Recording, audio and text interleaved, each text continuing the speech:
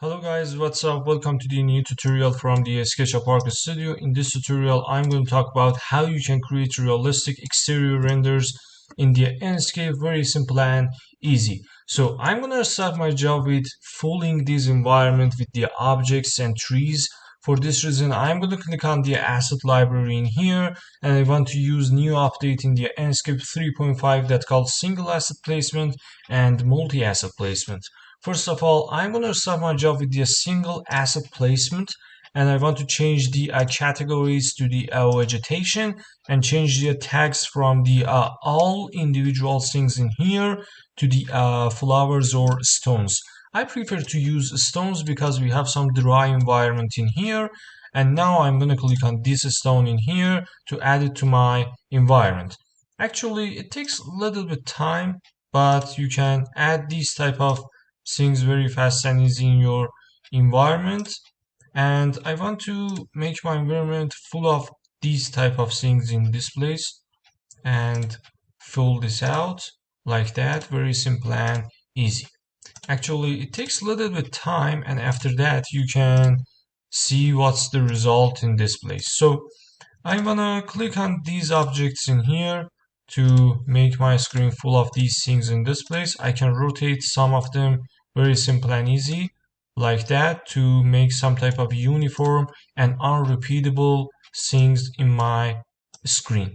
So if you use Enscape 3.4, you can see these results too, but I think it's only for new update that called Enscape 3.5.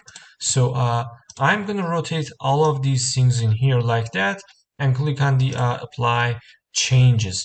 It takes a little bit time, and after that you can see the result, very simple and easy. Sometimes it depends on your network, but the other times it can work very fast and simple. So sometimes you can see these type of errors in here, but it's not really important because it can be fixed very fast and easy. So this is the result of it, as you can see. So I'm going to click on the stone in here, and I want to uncheck it. So I want to add some type of bushes in my environment. So I prefer to use this bush in here, another one in here, here, here, and here. Right, I only want to repeat these things, and it's not really special work. So you can do it very simple and add it to your environment. So I create some scene before in the Enscape environment. So I press F on my keyboard and click on the Enscape camera number 1. So as you can see, this is the main scene of our work. So I have some problem with these bushes in here. So I prefer to select all of them and move them a little bit on the blue axis to the downside, something like that. Now it's much better. So when I click on the Enscape, I can see these results. So when I click on the save frame, this is the final result of my job, and I can turn it to the 2-point perspective. So I'm going to start my job with the visual setting. So I'm going to open the visual setting and reduce the field of view. I think some number about 36 degree can be really good and improve my needs. So about the auto exposure, I want to uncheck the auto exposure in here and control the exposure manually. So I can do this job like that, and some type of exposure about 16% can be really good, or you can use the auto exposure to define your main target. So 54% can be really good in this place. So, and the depth of field, when I turn on the depth of field and uncheck the autofocus, I can play with the focal point to reach the best result. I want to focus on the door and the facade of this house. So 14 meter is the best number in here, and I want to increase the depth of field a little bit to the 16%. So I'm going to click on the image bar in here and turn on the auto contrast to see the better results in this place. And about the color temperature, I can convert it to some type of warm render or cold render.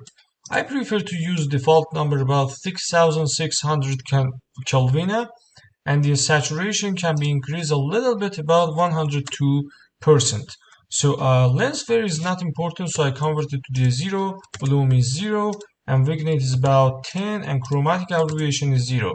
We don't create any type of animation, so motion blur is 0, and the atmosphere by, I'm gonna reduce the fog to the 0.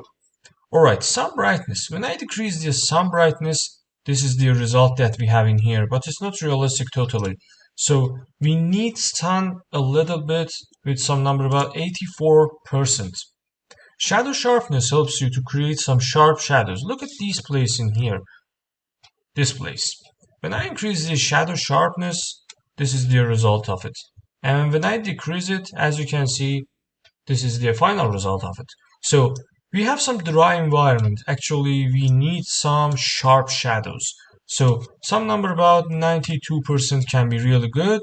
And we don't have any type of artificial light brightnesses.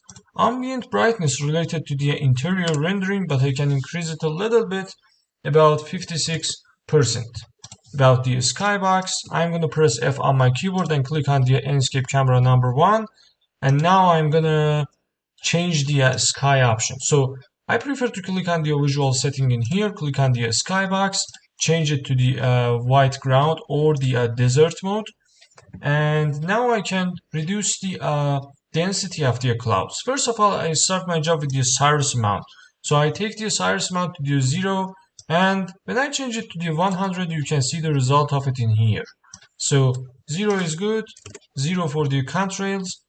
When I decrease the variety, I can see these type of things in my environment. So I prefer to reduce it, and the density is the final step for making your sky much clearer. Something like that can be really good. So I can press F on my keyboard, edit my camera shot again, and now I want to look to the upstairs a little bit, something like that, and pitch is about some number about 13 degrees. I can increase it, very simple, and yeah is about 47 or 48. I think 47.6 is good, and I want to press save option. So when I click on the Enscape camera number 1, now I can zoom a little bit more on my sync. So I turn off the save frame in here, click on the visual setting, output, and change my resolution to the 1.1 resolution. So 920 for this one, and now I want to activate the Enscape save frame. So now I can zoom a little bit on my 3D model in here, about some number about 32 or 33 degree. Alright, the rendering quality is the medium, it's not important right now, and I want to change the format of the render to the JPG. So everything is done for me right now. I only want to add some type of car environment.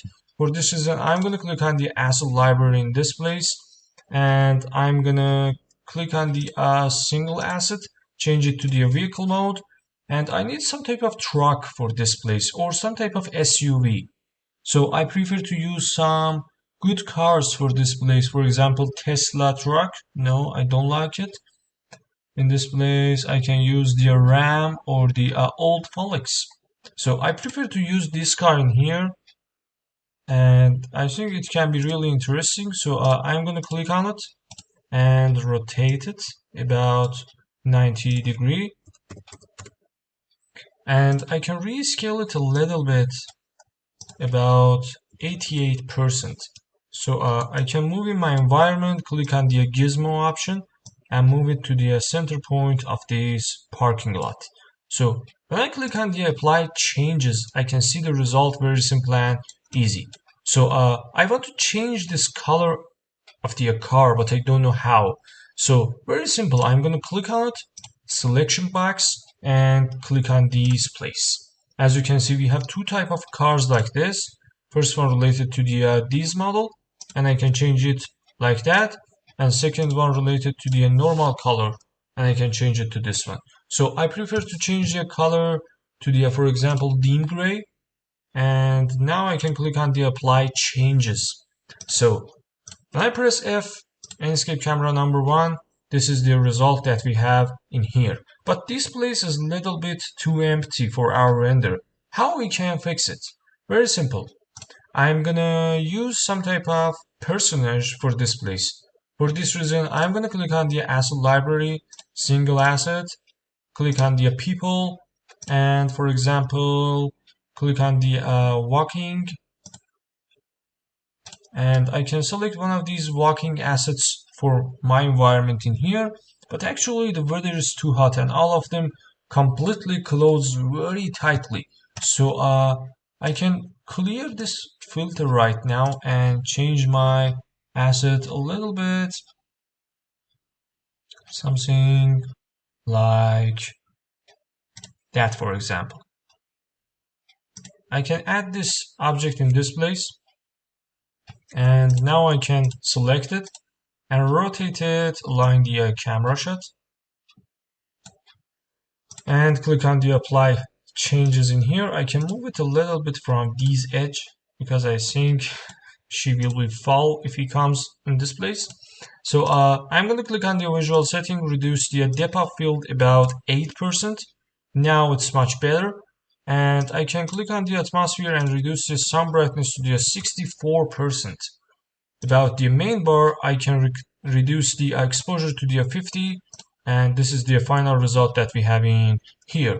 So I'm gonna add on the asset library and click on the vegetations, click on the trees. Actually, I need some yellow color, so I add my filter autumn colors in here. So now it's much better. I need something maybe like that. I can search for better objects in this place. It takes a little bit time, but you can achieve to the best results if you spend your time on your 3D renders. So I think maybe in this place, maybe something.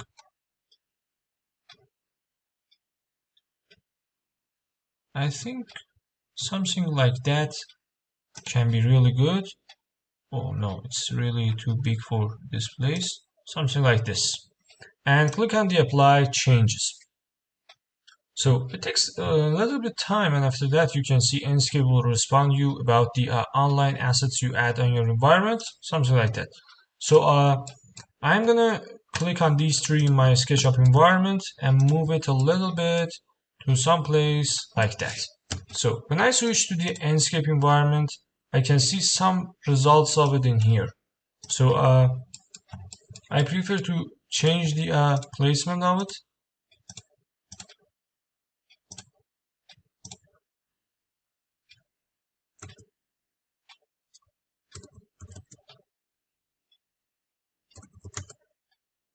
Alright, as you can see, this is the final result, and I can move it a little bit to the downstairs.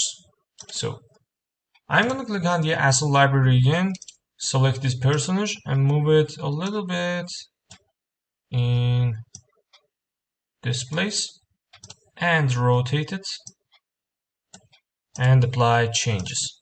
So I'm going to press F, camera number 1, and this is the final result of our job. So I can copy these three to left side or right side. So I prefer to click on the move option in here, press Ctrl and move it a little bit. I think someplace like that can be good. Move it a little bit in here, something like this. So I'm gonna click on the camera number 1, and this is my final shot in here. So I'm gonna click on the screenshot box in this place and add it to my desktop and save it as the Enscape file in here and press save. As you can see, we create these type of renders very simple and easy, only in a few minutes, and you can see the result of it. But the point is that the rendering quality on the medium mode, as you can see, this is the medium mode quality, and it's really impressive. But I can change it to the ultra mode in here to see the better results in this place. So I'm gonna press F on my keyboard and click on the Enscape number 1 and take another render in this place. So as you can see, the renders are very sharp, very alive, and very wonderful and fantastic. So you can use Enscape on your 3D jobs and 3D projects, and this is the ultra quality rendering in here. So I hope you enjoyed this video, guys. Thanks for your watching, thanks for your support, like and subscribe us, and goodbye.